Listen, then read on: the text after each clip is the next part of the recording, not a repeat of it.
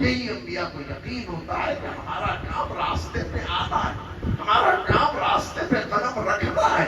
راہیں بنانا تو اللہ کا کام ہے، راستے کھولنا تو اللہ کا کام ہے.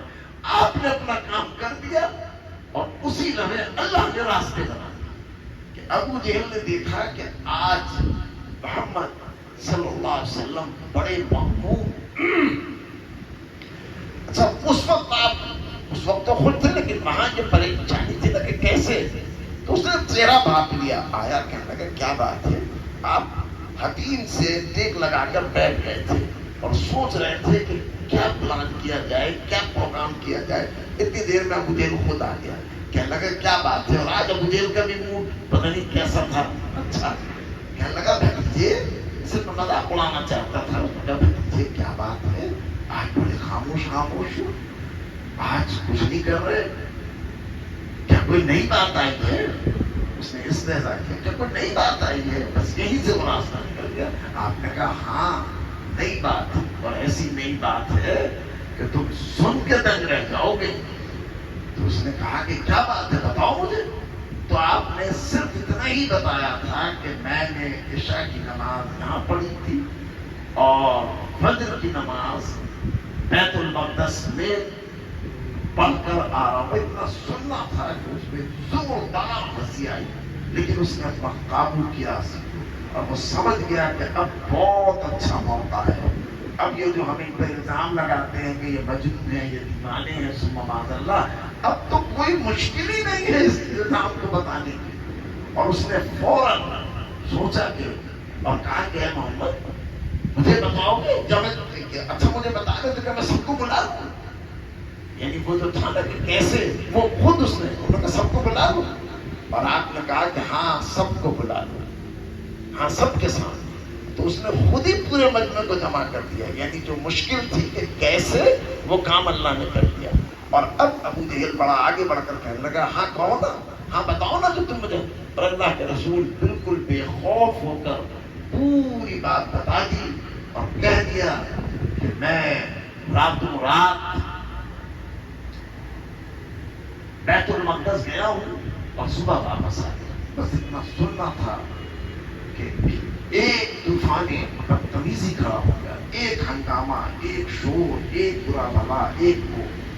اور ادھر اس نے مزید یہ کام کیا کہ اس نے اپنے ایک اہلکار کو ایمان دلانے کے لیے محمد رسول اللہ صلی اللہ علیہ وسلم کے ساتھیوں کو پیچھے ہٹانے کے لیے اس نے بھی سب سے بہترین ساتھی اور عزیز ساتھی حضرت ابوبکر صدیق رضی اللہ تعالیٰ عنہ کے پاس بھیجا کہ جاؤ وہاں جا کے جلدی جاؤ اور ان سے جا کر یہ بات بتاؤ. اور بتانا نہیں، ان کو پہلے پوچھنا ان سے.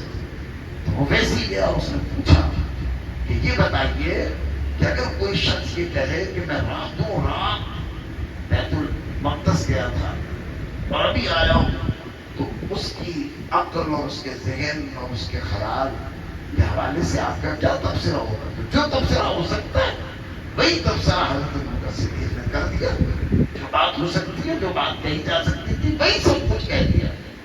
اور اس نے فوراً کہا تو سنو، تمہارے جو صاحب ہیں وہ مکے میں بیٹھ کر یہ بات کہہ رہے.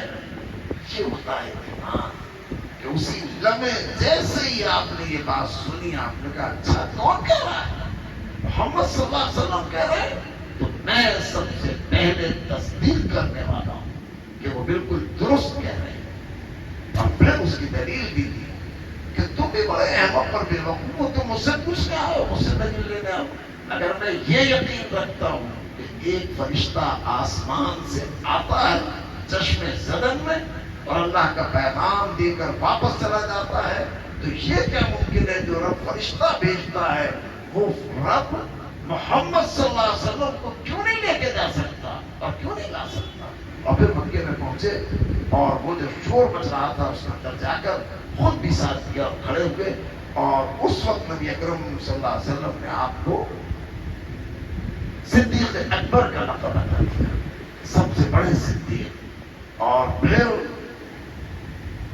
وہ موقع تھا جب نبی اکرم صلی اللہ علیہ وسلم کو پھر آپ نے بعد میں اپنے صحابہ میں وہ پورا واقعہ بتایا کہ میں کیسے گیا اور کیسے مسجد اقصی میں کس طریقے سے بیت المقدس میں 1.25 انبیاء کو جمع کیا گیا تھا، کس طرح میں نے وہاں امامت کی اور وہ ساری چیزیں. اور دوسرے یہ کہ یہ بات بتا دی گئی کہ اب امامت اور خلافت بنی اسرائیل سے ختم کر کے ان کو معزول کر کے اس امت کو وہ مقام عطا کیا جا رہا ہے. اور پھر اس کے بعد دوسرا مرحلہ ہے پہلے کہ جب حضرت عمر رضی اللہ تعالیٰ عنہ نے جا کر فزیکلی طور پر بیت المقدس